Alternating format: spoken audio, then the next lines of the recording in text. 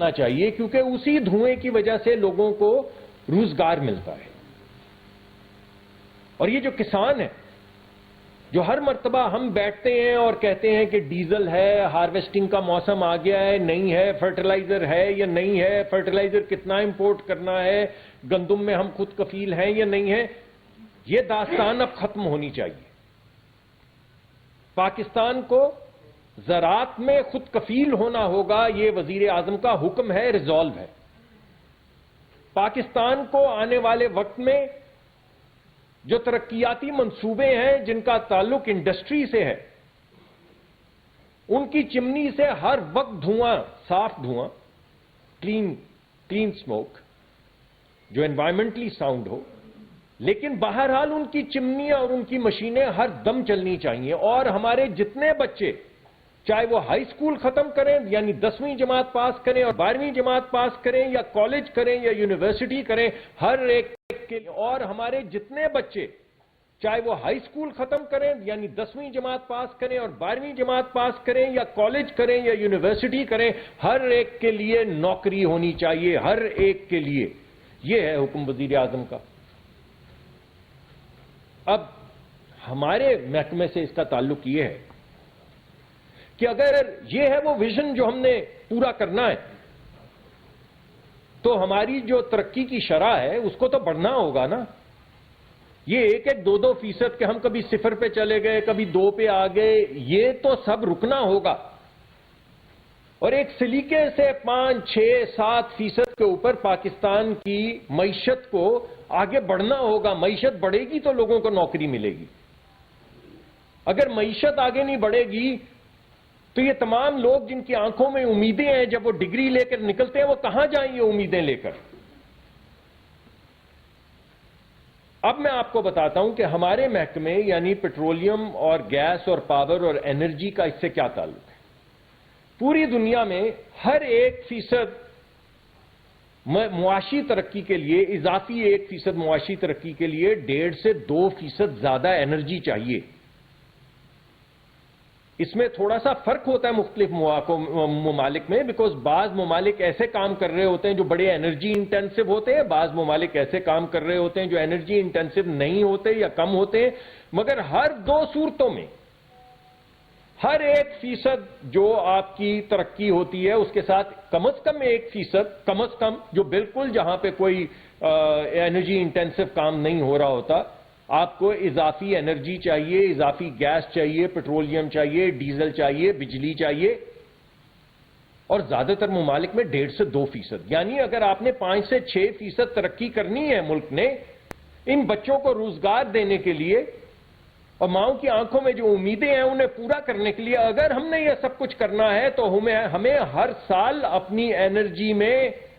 8-10% इजाफा कम से कम करना होगा।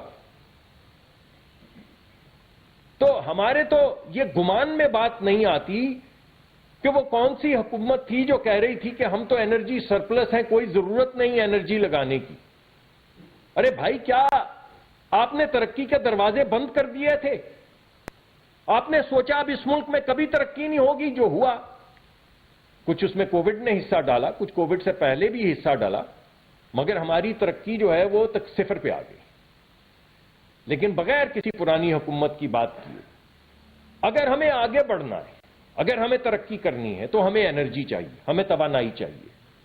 और अगर हमें 5 से 6% हर साल तरक्की करनी है, तो हमें 8 से 10% हर साल तवानाई जो है वो बढ़ानी होगी। इस वजह से हम मुख्तलिफ ममालिक में जा रहे हैं और उनका तज्जिया मैं वक्तन फवक्तन आपके सामने अब लाता रहूंगा। आज मैं आपके सामने इस विजन को सामने रखते हुए,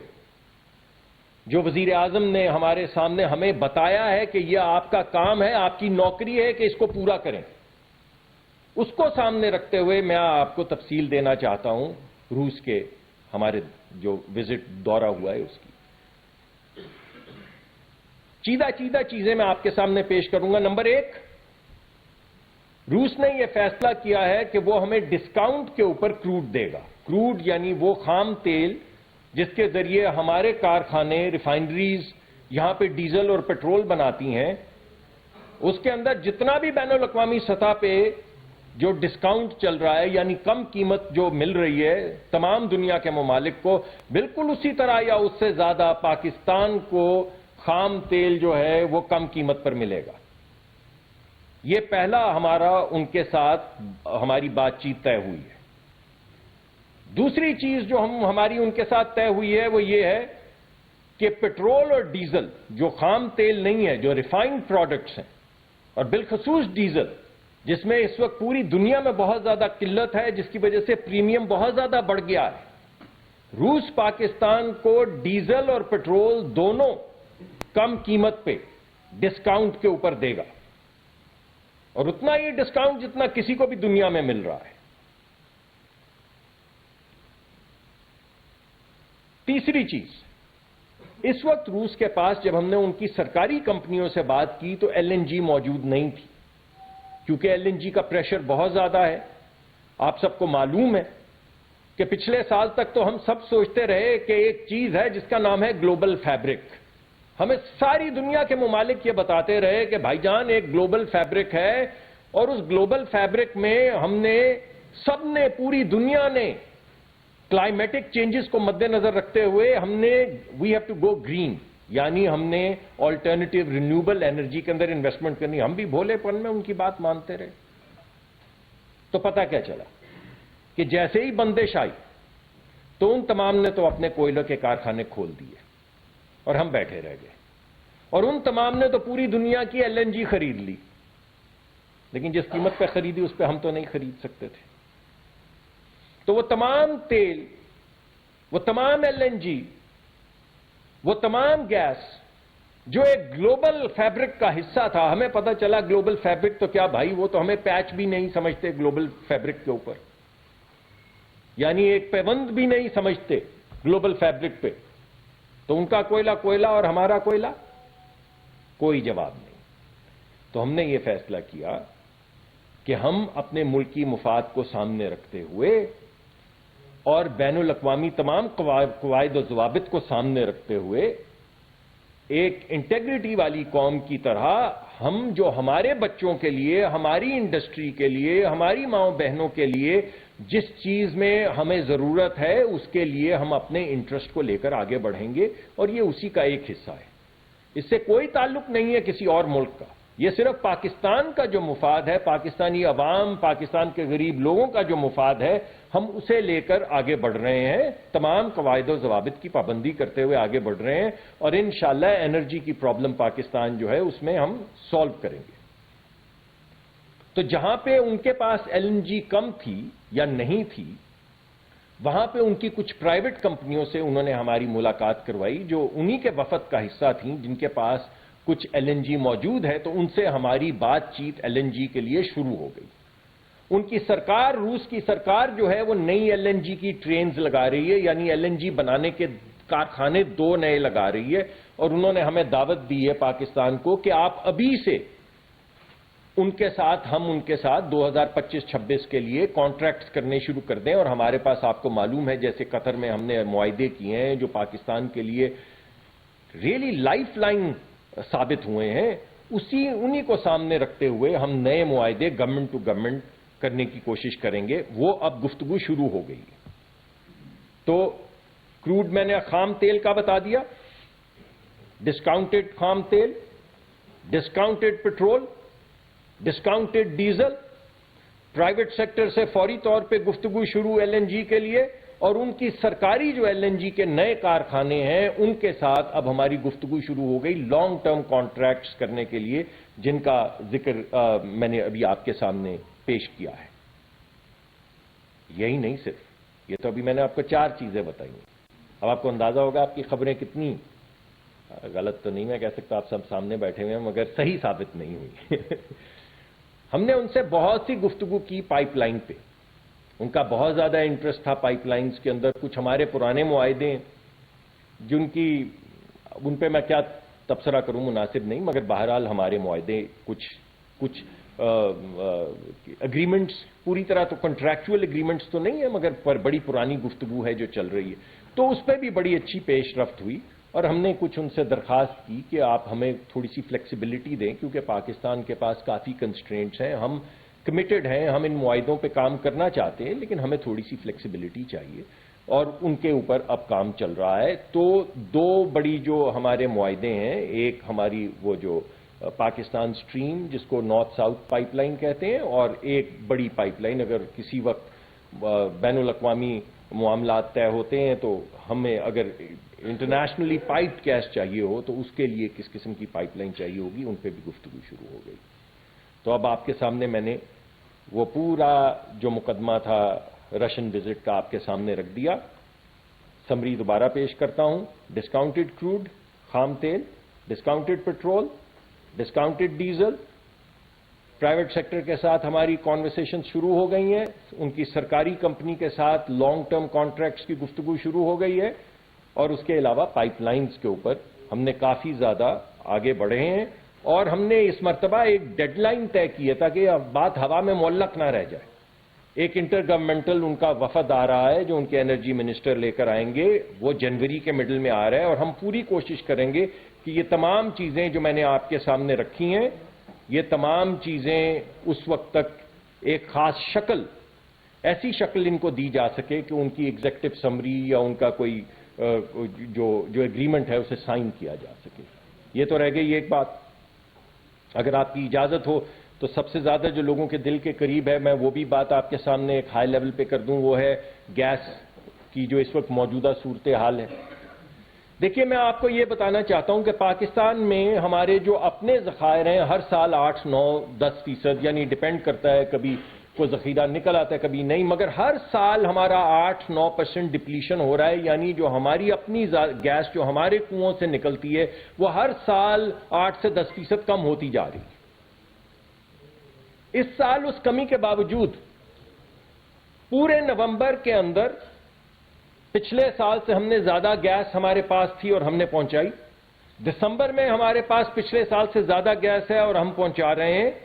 اور جنوری میں پچھلے سال سے زیادہ ہمارے پاس گیس ہے جو ہم پہنچا رہے ہیں ڈپلیشن کے باوجود. ابھی ہم نے بڑے صاحب, اور روز ہم اس کو ٹریک کرتے ہیں, ہم نے اپنی کمپنیوں کو یہ کہا ہوا ہے کہ وہ جس کو پروفائلنگ کہتے ہیں, یا جس وقت چولہوں کے اندر گیس آنے کی پریشر اتنا کم ہو جاتا ہے یا چولہے نہیں چلتے, تو ہم نے یہ کہا ہے کہ دیکھیں بھائی آپ کچھ بھی کریں, صبح 6 سے 9 بجے جب ناشتے کا وقت ہوتا ہے تو گیس گھر میں آنی چاہیے. 12 سے 2 بجے جب دوپہر کا کھانا بنانے کا وقت ہوتا ہے تو گیس گھر میں آنی چاہیے, اور 6 سے 9 بجے رات کو جب کھانا رات کا بنانے کا وقت ہوتا ہے تو اس وقت گیس آنی چاہیے. یہ ہم نے ان سے کمٹمنٹ لی ہے جس کو ہم روز ٹریک کر رہے ہیں. ایس ایم ایس لیول پہ, ایس ایم ایس آپ ایسے سمجھ لیں کہ وہ ایک میٹر ہوتا ہے جو ہمیں بتاتا ہے کہ ان پائپوں کے اندر سے کتنی گیس گزر رہی ہے. سیکٹری صاحب اور میں روز صبح ہم اٹھ کے ان پائپوں سے جو گیس گزر رہی ہوتی ہے اس کا تجزیہ کرتے ہیں کہ واقعی گیس گزر رہی ہے یا نہیں گزر رہی. مگر پچھلے سال سے ہم زیادہ گیس دے رہے ہیں اور اس کو مانیٹر کر رہے ہیں, اور ہمیں کمٹمنٹ ہے کمپنیوں کی طرف سے کہ یہ جو اوقات میں نے آپ کے سامنے رکھے ہیں جو گھر میں کھانا وانا بنتا ہے, تو میں دوبارہ بتا دوں, صبح 6 سے 9 بجے تک, 12 سے 2 بجے دوپہر تک, اور رات کو 6 سے 9 گیس انشاءاللہ آئے گی. مگر ہمارے کچھ انفراسٹرکچر کے پرابلمز ہیں جو پرانے ہیں, جو 2-3 مہینے میں نہیں ٹھیک ہو سکتے, کہ جو ہمارے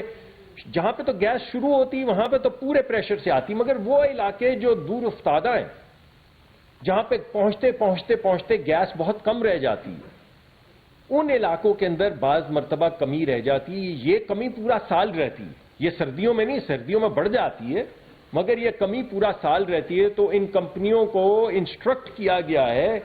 کہ اس انفراسٹرکچر کو بڑھایا جائے تاکہ یہ کمی دور ہو. مگر اس دورانیے میں آپ کو میں نے بتایا ہے کہ ان جگہوں پہ جہاں پہ دور افتادہ علاقے جہاں پہ گیس نہیں پہنچ پاتی, سارا سال نہیں پہنچ پاتی پریشر کی وجہ سے, وہاں پہ اضافی ایل پی جی دی جا رہی ہے. اور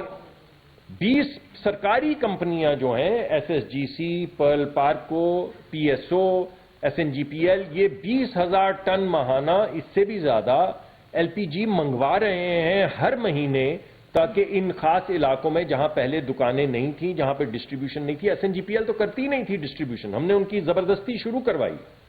اور ماشاءاللہ وہ بڑا اچھا ڈسٹریبیوٹ کر رہے ہیں اس وقت. تو ان علاقوں میں جہاں گیس نہیں ہے وہاں پہ ہم یہ ایل پی جی دے رہے ہیں. اب میں آپ کو جاتے جاتے یہ بھی بتانا چاہتا ہوں کہ ایران نے 2 ملین پاؤنڈ کی ایل پی جی پاکستان کو مدد میں دینے کا اعلان کیا ہے اور ہماری ان سے نیگوشیشنز مکمل ہو گئی ہیں. اور اس 20,000 ٹن کے علاوہ 2 ملین پاؤنڈز کی جو اضافی ایل پی جی ہے وہ انشاءاللہ ایک ہفتے 10 دن کے اندر پاکستان میں آ جائے گی تاکہ دسمبر کے مہینے میں جو ذرا سخت دسمبر اور جنوری کے سخت مہینے ہوتے ہیں ان میں بھی انتظام کیا جا سکے. تو 3 چیزیں بھائی: بہترین روس کا دورہ، نمبر 2 پوری کوشش کر رہے ہیں لوڈ مینجمنٹ کی اوقات میں نے آپ کو بتا دی ہیں، طریقہ کار بھی مانیٹرنگ کا بتا دیا ہے. نمبر 3 ایل پی جی جو ہے اس کا انتظام کیا ہے، ہماری کمپنیوں نے ایل پی جی کی ڈسٹریبیوشن شروع کی ہے، کچھ نے بڑھائی ہے کچھ نے نہیں شروع کی ہے. اور 2 ملین پاؤنڈ کی اضافی ایل پی جی جو ہے اگلے 10 دن میں ہمیں ملے گی ایران سے. بہت بہت شکریہ.